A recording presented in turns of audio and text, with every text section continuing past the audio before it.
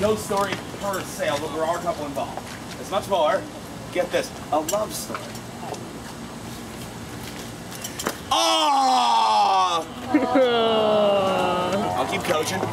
There was a man in Germany, his name is Karl. He proclaimed himself to be Count Karl von Hossel because Count makes things sound cooler.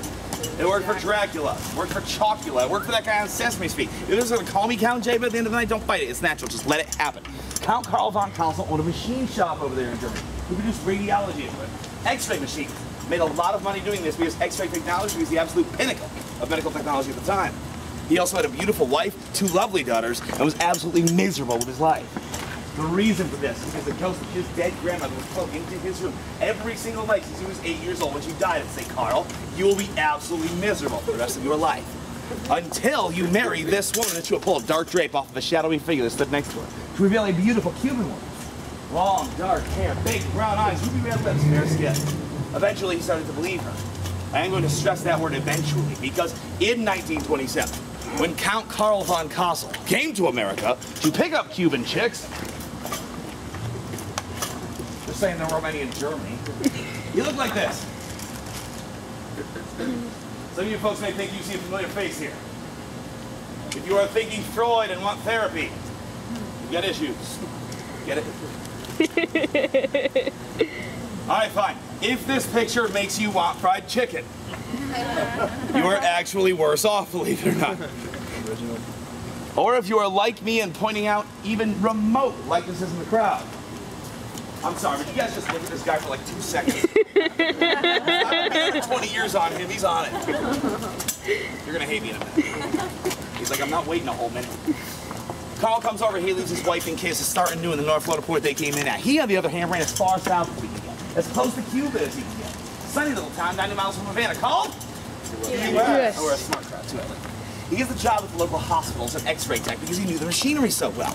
Like I said, pinnacle of medical technology at the time, he was revered as the most brilliant doctor on staff because he knew the most brilliant technology on property.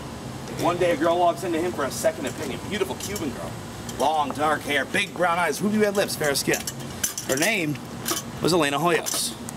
Karl instantly recognized her as the woman his grandmother had intended for him. Karl instantly fell in love with this girl. All right, I'm getting the funny looks already. I understand I said she was a beautiful woman. It's 1927. Things have gotten better. Photography, for one. Makeup. Plastic surgery. Photoshop, that's a big one. 2 problems with Karl instantly falling for this girl. 1, she's married. 2, not a big problem. She has tuberculosis. Absolutely fatal for the time. She has 2 years left to live, quote, any doctor. Karl, the X-ray tech, promises her more. Says, come to me for treatment, you'll live a long and healthy life. Come to me for treatment, you will beat this disease. So she does. She starts coming to him twice a week for treatment. He starts treating her for free. Her husband runs away with another woman because there's no use betting on a dead horse. Why would you laugh at that? You are sick. I like it. It's wrong. Watch out. Karl sees a newfound thing as this chance, starts making his move, keeps on treating her for free. Now he's also showering her with gifts, writing her German love songs and poetry.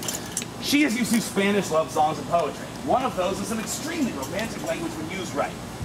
I'm gonna let you guys pick. Karl does not get the time of day from this girl. Up until 2 years go by, something funny happens. She dies. She has her first funeral at the Dean Lopez Funeral Home, gray building, white shutters you see across the street. Those of you called that little remark of mine, that was foreshadowing the women of the rest of them. Karl paid for the entire funeral, including the catering for 300 people who showed up. She's a very well-liked woman here on this island. He also paid to have her professionally embalmed head to toe, which was very expensive, almost unheard of at the time. He wanted her beauty to last forever, because he then paid for a special casket to be built with a clear top so he could still view her. And a mausoleum put up over the Key West Cemetery in the middle of the island, with a door he had a key to and a window he could look through. Goes down to visit her every single day. He reads to her, sings to her, talks to her, up until, according to his personal journals, she starts talking back. They have regular conversations over there by the crypt. Then one day she sings him a love song, a very specific Spanish love song. Translates to 2 words in English: black wedding. Karl knows exactly what he has to do. Goes back down to the crypt later that night when he knows nobody else is around. He drags her down here with her body inside it, back to his house on Smathers Beach. Starts reconstructing her. He makes her face and skin out of Mortison's wax and plaster. Gives her glass eyes, fashions her real hair into a wig. And then, using piano wire, he puts her bones together so she's posable. Slips her in a wedding dress. Puts a diamond ring on her finger. In a very private ceremony with no guest attendance.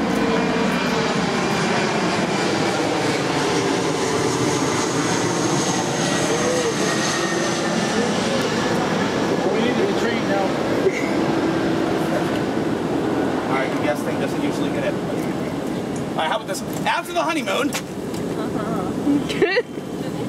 I would like to tell you that was one of my jokes. I really can't take credit for that one. The reason I'll use that line on our tour every night is because this marriage was consummated. That's the reaction I wanted. Half you're like, oh my god. The rest you're like, what's that mean? I'll tell you when you're older. Karl and Elena lived together as man and wife for 7 years. 7 years of perfectly wedded bliss. Everything that it entails, save for a joint tax return. 7 years later, his friends are the ones who start suspecting him because he keeps on talking about his beautiful wife, Elena, how good she is to him. They never once get to meet this miracle girl. They start following him around, hoping to get a glimpse of her. What they find instead is Karl buying lots of women's clothing. Now, very strange for Key West, I understand that, but he is also buying lots of feminine soaps and perfumes because one thing's for sure. Love stinks. Love stinks! Who was it? Who was it? I want a high five. Who started it?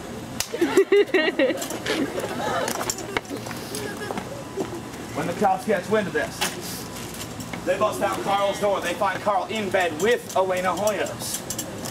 They arrest the man, red-handed, so to speak, on grave robbing and grave desecration charges because there were no necrophilia laws at the time. We didn't think we'd need them. Surprise! Welcome to Key West. His case is instantly thrown out as soon as it crosses the bench because the statute of limitations on grave robbing at the time in the state of Florida was 2 years. They'd already been married for 7. Karl is heard on his way down the courtroom steps saying, "Can I have my wife back now?" This prompts the judge to put him through a full psychiatric evaluation, obviously. But he passes it with flying colors, seemed absolutely as sane as everyone else on this island. You laugh at it.